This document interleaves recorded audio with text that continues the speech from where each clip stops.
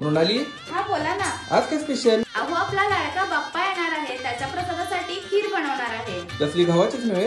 हो, खपली गव्हाची खीर. हा सनईचा सूर कसा वाऱ्यानं धरला, ढगांचा ढोल घुमू लागला, बिजलीचा ताशा कसा कडकड कडाळला, पाऊस फुलाचा वर्षाव स्वागताला. सनईचा सूर कसा वाऱ्यानं धरला, ढगांचा ढोल घुमू लागला, बिजलीचा ताशा कसा कडकड कडाळला, पाऊस फुलाचा वर्षाव स्वागताला, पाऊस फुलांचा वर्षाव स्वागताला.